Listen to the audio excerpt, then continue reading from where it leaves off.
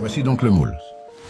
Il s'agit du moule original de la deuxième pièce du temple de Cyrus Trump.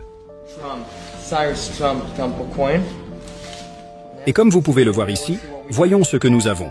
Ok, tout d'abord, nous avons ici en hébreu « accomplir 70 ans ». Le verset original « accomplir 70 ans ».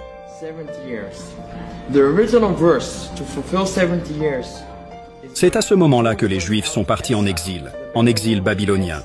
Ils y sont restés 70 ans.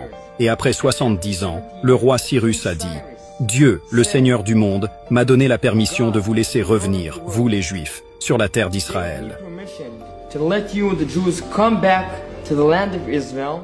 Et regarde ce qu'il a dit.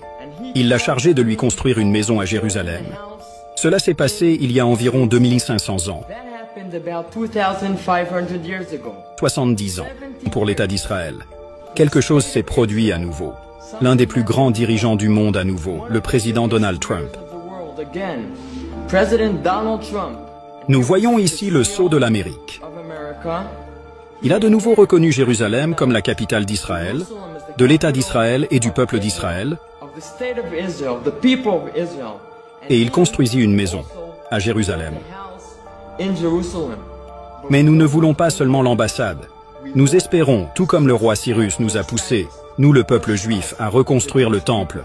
Nous espérons que toutes les 70 nations et le président Donald Trump, après avoir reconnu Jérusalem comme la capitale sainte spirituelle de la terre d'Israël, de l'État d'Israël, nous aideront.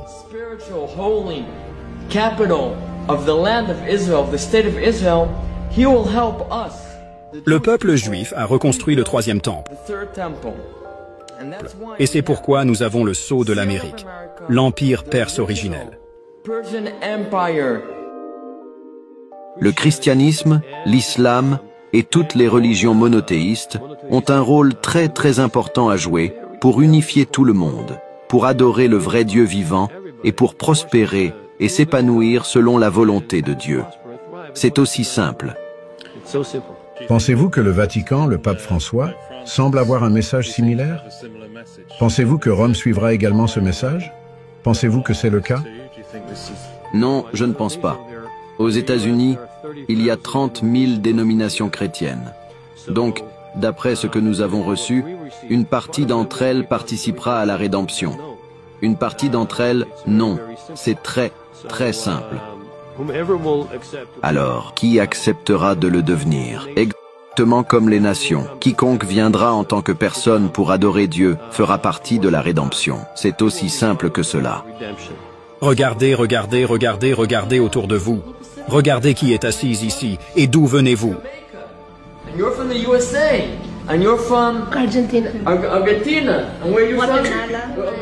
Regardez ça, et nous avons quelqu'un de l'Inde. C'est incroyable. Au centre de Jérusalem, je suis entouré de personnes d'autres nations, et nous parlons tous de l'importance de Jérusalem, de l'importance de la paix et de l'importance de la Houla de la rédemption.